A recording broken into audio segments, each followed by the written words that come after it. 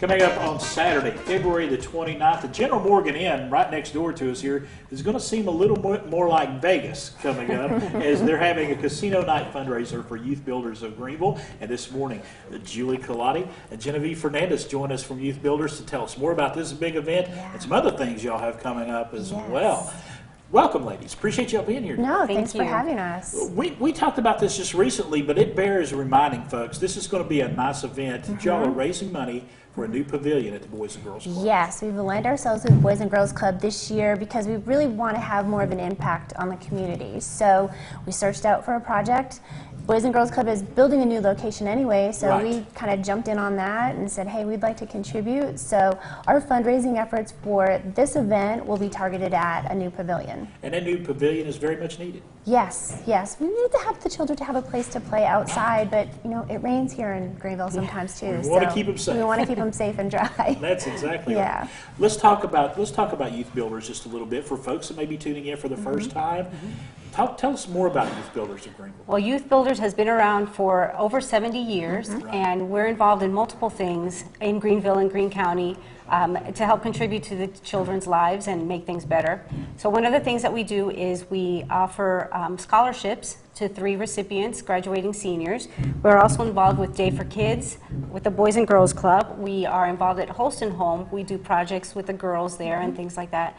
Also with the library and the museum. So many different things that we take part in. But one of the things that we wanted to kind of highlight is the scholarships, because we have just had the applications go out to all of the schools in Greeneville and Greene County.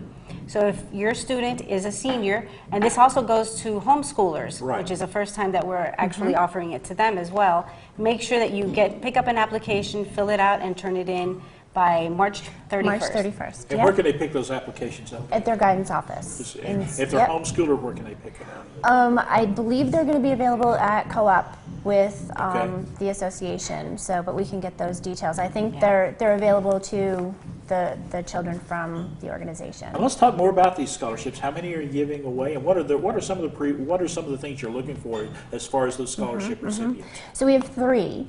And as Genevieve mentioned, they go out to all of the high schools and the homeschool children. So they're $1,500 each, which is great. That is good. As Casino Night is our biggest fundraiser, this is what we're raising funds for, to continue to do this kind of stuff. And I have my notes to cheat from because there's Go right ahead. an essay that has to be written. And this is kind of interesting because we get some interesting responses.